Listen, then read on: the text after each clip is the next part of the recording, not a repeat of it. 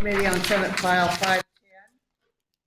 This bill allows schools to offer an elective social studies course on the Bible in grades 9 through 12 and sets the guidelines in which to do that. The bill requires the Bible to be taught in a neutral manner, specifying that the course is not to favor or disfavor any religious faith. It requires that all religious views of students in the course be respected throughout the course. The bill allows students to use the Bible version of their choice. It requires a majority of the school board to approve having this course before it can be offered. Such a course is optional for schools to offer and optional for students to take. The school may have a display of historic artifacts, monuments, symbols, and texts, including religious materials, in conjunction with the course. That's what the bill does. And I have here Senator Pike and Senator Trone Garrett here to evaluate this bill. So we'll go ahead and get started. Well, first of all, Senator, do you have any opening comments that you would like to make? I'll reserve my comments for the end, thank you. Okay. I have no opening comments. Okay, thank you. All right, so what we'll do is we'll go around the room and I'll ask each of you to state your name and your organization and your position and any comments you want to make on the bill. And then we'll go with the folks that are online there. And then we'll have senators have comments on the end. So, okay, well, we'll go ahead and start. We'll just start over here and then work around the room. So. Okay, I'm Matt Chapman. I'm just here to learn about this bill. Okay. I'm for walking. Okay. Okay. Go ahead. Thank you. Good morning. Thank you, Chairman. My name is Brett Doty. I'm a citizen here in Subcommittee in Irvingdale. Very pleased to see this bill come up and really like the wording of optionality. But the question is, why do we educate our children? We ask them to read, to explore, to gain knowledge, wisdom, and understanding. To know and understand history, to know and understand literature, poetry, mathematics, biology, cosmology, paleontology, geology, all the ologies we want them to learn and understand. We want them to come to understand the three most important questions of life. Where did all this come from? The earth, the stars, the sky, the moon. Why am I here? And what is my purpose? The Bible is the most read book in all of history. It is the bestseller of bestsellers. It isn't even close yet. We leave the Bible out of our curriculum. Why do we do that? The Bible is history. It is historical narrative. It is a source of literature and poetry. All literature can be traced back to the Bible. Jordan Peterson traced all literature, poetry, and history back to the Bible. The Bible is the foundation of all knowledge, scientific knowledge, literary knowledge, historical knowledge, wisdom, and understanding. It has been proven by Hebraists and linguists that writers of the Bible wrote in a way to demonstrate that they were present at the events they were writing about. Why? Because they wanted future generations, our children, to understand and remember. Why did the writers of the books of the Bible make statements like, "You can see this even today"? Authors don't write this statement if what they are stating can be disproven. The Bible is history. We have a solemn duty to teach our children. Iowa takes this duty seriously, but not seriously enough. Our public education system leaves out the most important book ever written, the most relevant book ever written, the book that is the foundation of all knowledge, wisdom, and understanding, the book that answers the three most important questions in life. Iowa must demonstrate that we truly take the education of our children seriously and include the most important book in history in our curriculum. Thank you. Go ahead. My name is Jeff Anderson. I'm the legislative advocate for the Iowa Conference of the United Methodist Church, and we actually oppose this bill. As United Methodists, the Bible is the foundation of our faith and beliefs, and there is no question. It is also a book that has informed a lot of culture and things like that. You know, just in literature, you can look at books with titles or stories that came based on the Bible. Grapes of Wrath, Absalom, you know, as the sun also rises. A lot of those books get banned, but that's where that they derive their stories, their plots, and some of their themes from the Bible. But as United Methodists, in addition to our foundational beliefs of the Bible, we also value tradition, experience, and reason.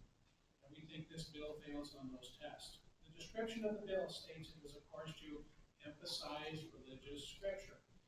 It then goes on to prescribe what that religious scripture can be, although it allows students to pick whatever version of the textbook they think is best, for reasons that were unclear.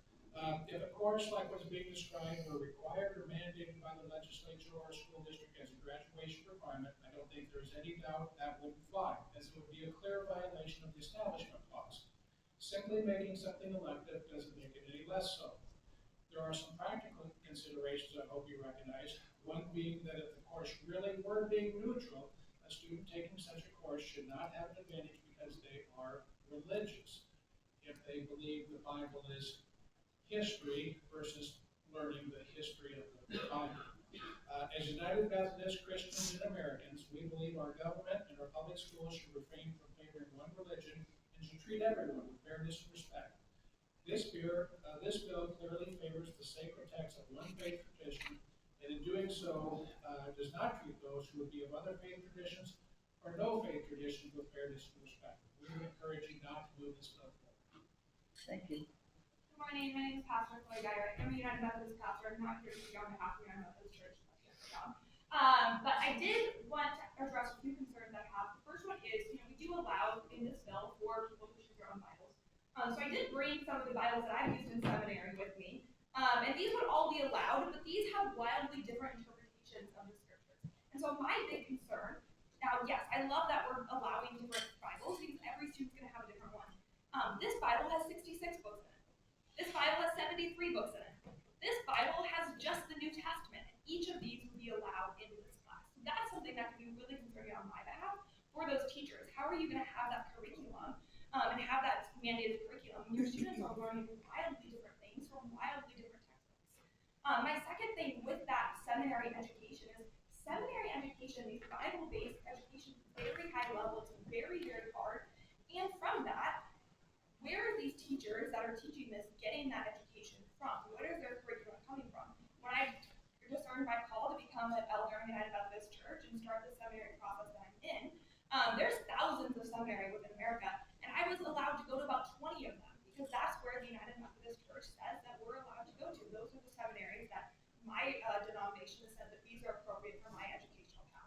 So that's those concerns that I have. I appreciate that you guys are bringing this forward. I want the Bible in as many hands of kids as I can get to, but I believe that belongs to the church and as parents. Thank you. My name is Bob Hoffman. I'm from Waukee. I'm here representing the Iowa Atheists and Freethinkers, and we oppose this bill. That's all. Thank you. Good morning, Dave Dotton, School Administrators of Iowa and Rural School Advocates of Iowa. Both organizations are registered undecided on the bill for a multitude of reasons. And so the first thing I want to say is that this bill has may in it rather than shall, which we appreciate because it allows for local control and local decision making. Boards can make decisions on whether they want to offer these courses or not. One of the concerns we have about it is that the new social study standards were just approved, I believe, very recently by the State Board of Education. And so within those standards, there's a lot of mention of all the stuff that's in this bill and allows it. And so I'm concerned about whether we're just doubling up and creating a little code color. My colleague, Margaret Buckton, I believe sent you guys a letter and had some more in-depth information about that. A couple other things. There's a difference between teaching religion and teaching about religion. And that's a thin line for some of our teachers to walk and how they're going to be able to work that out. The other concern I have is about what I would call equal time. when I was in administrative courses, they told me that, you know, if you allow your 4-H club to meet in your school, you also have to allow anybody else that wants to meet in your school. So even if you disagree with all the things that they're talking about, so if we are teaching about a certain religion, are we also going to be required by law to teach about other religions, which we may or may not agree with? So again, we are registered as undecided on the bill. We do appreciate the fact that it is an optional thing for our districts to be able to approve or not. Thanks. Good morning, Senators. Melissa Pearson, the Iowa State Education Association. We are registered against this bill, ironically for many of the same reasons that Dave just mentioned, SAI. Our SAI are registered as neutral on it. I will just posit that this is unnecessary legislation.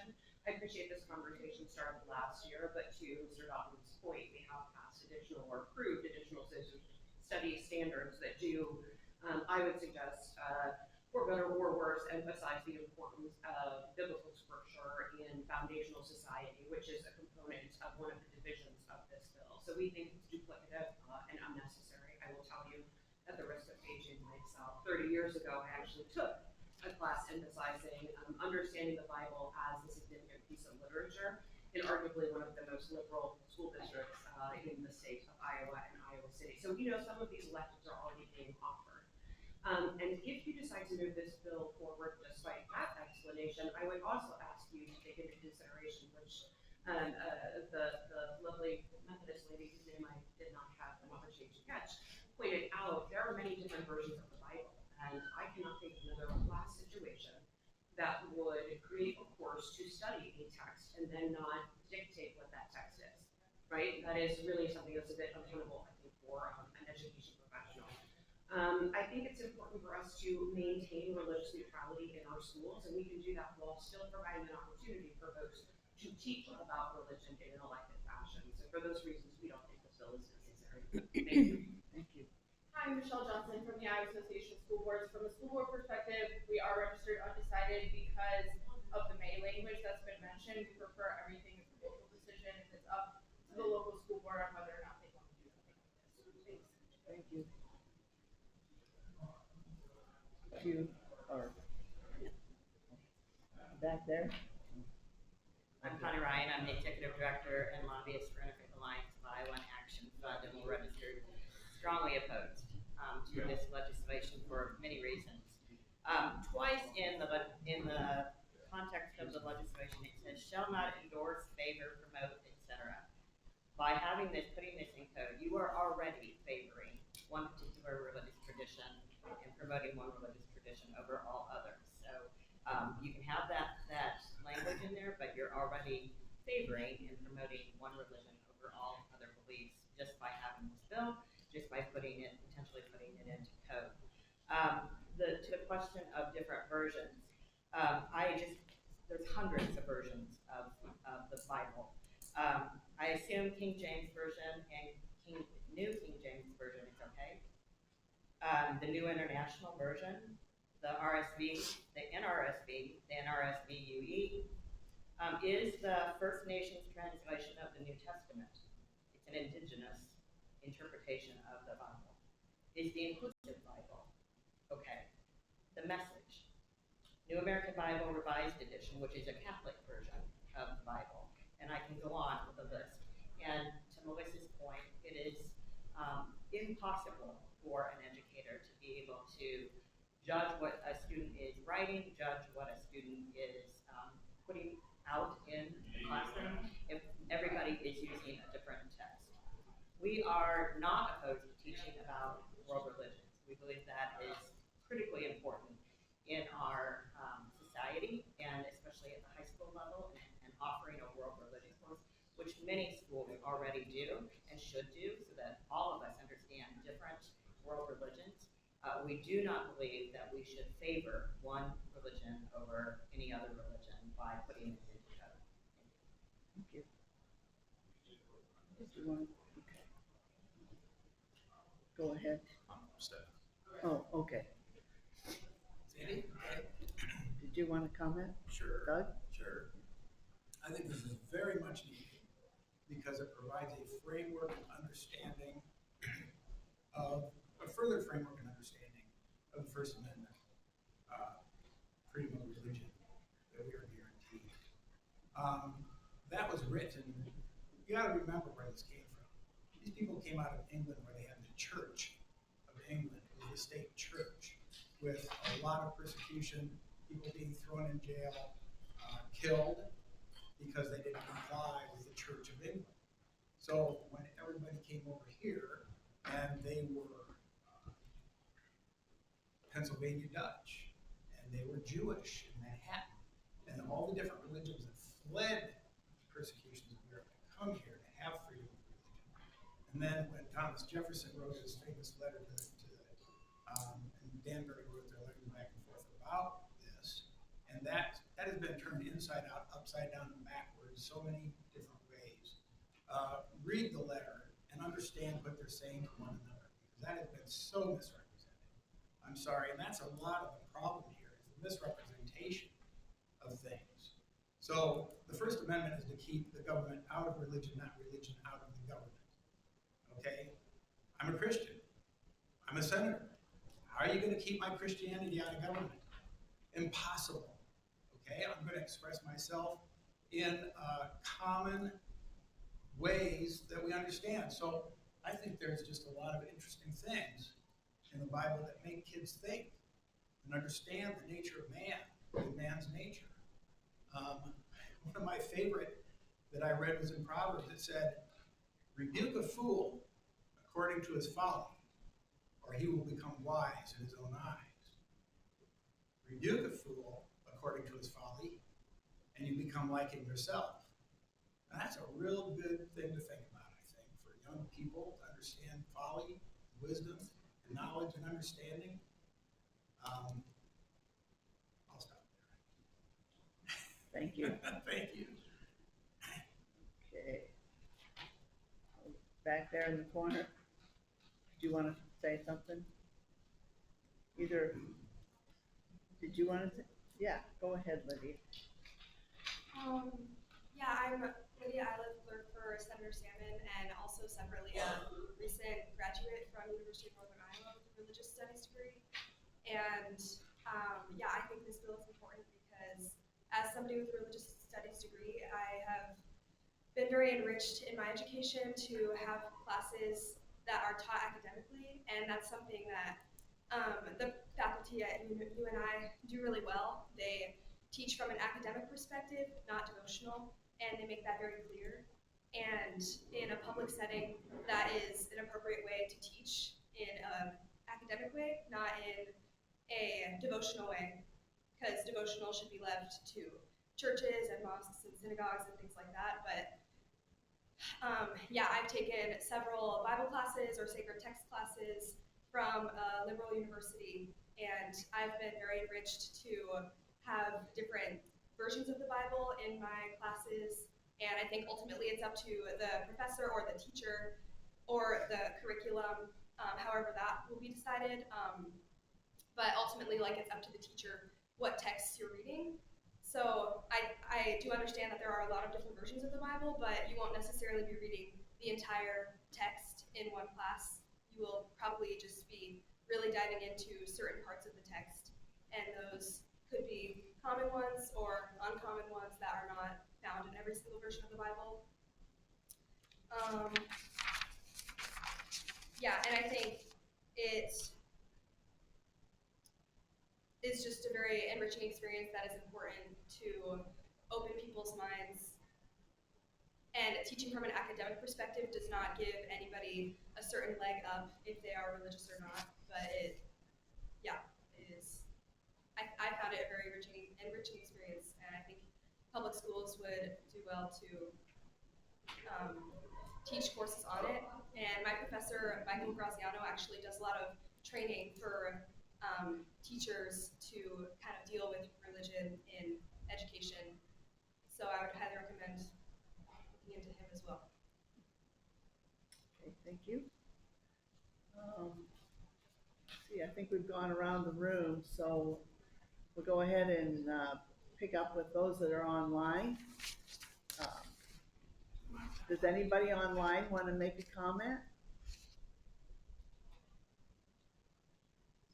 You can just raise your electronic hand.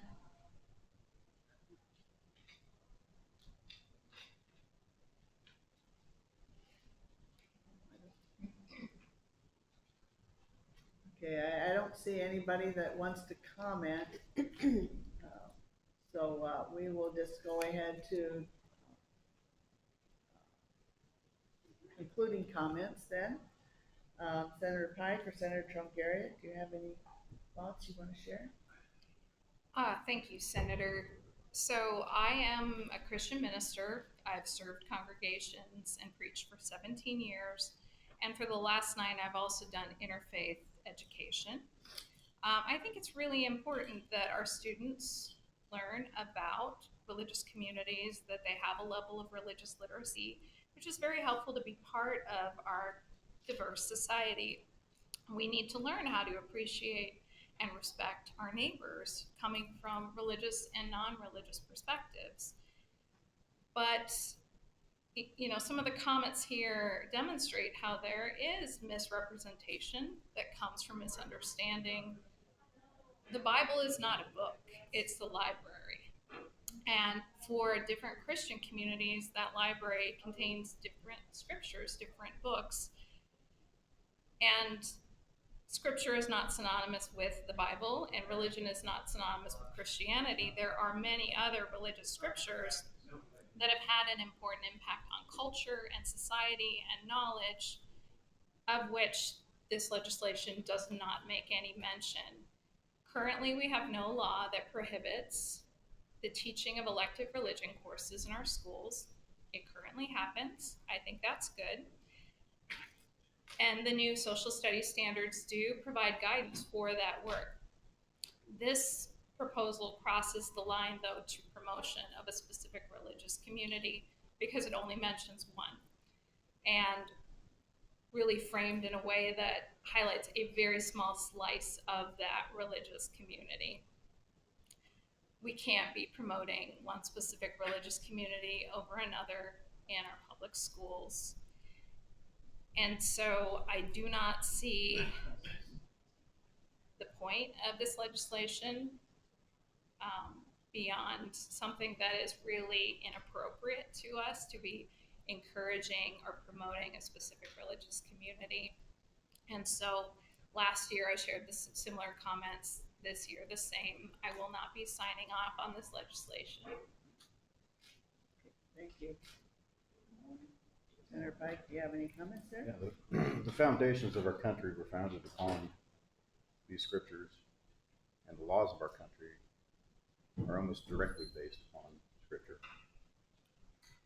And schooling is about discovery. It's about learning new things many times. And when we have an opportunity such as this, as an elective, where you can choose to take the course or not, I think it's fully acceptable to be able to offer this, and people can choose to make up their own mind. I have multiple versions of the Bible. I read them all.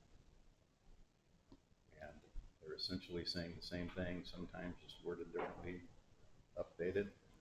King James Version, hard version to read. So I read a different version, but I don't see that affects much the course that's given and people reading different versions. And so I would be in favor of this.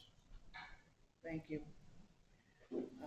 I too will sign off on this bill. I think studies show that too few of our children have been exposed to the Bible and therefore lack the background to understand certain parts of our history, literature, etc. A solid grasp of biblical content, its major themes and stories, its characters, history, poetry, etc., is essential to properly understanding our history, society, and culture. And so I think it's a valuable course offering, and this bill will specify the guardrails to ensure that it meets constitutional muster. Other states have had legislation like this and are carrying forward without being able to offer their students the opportunity to study the Bible. And so I think Iowa would do well to also do the same. So I will be signing off on it. So thank you all for joining us and offering your comments.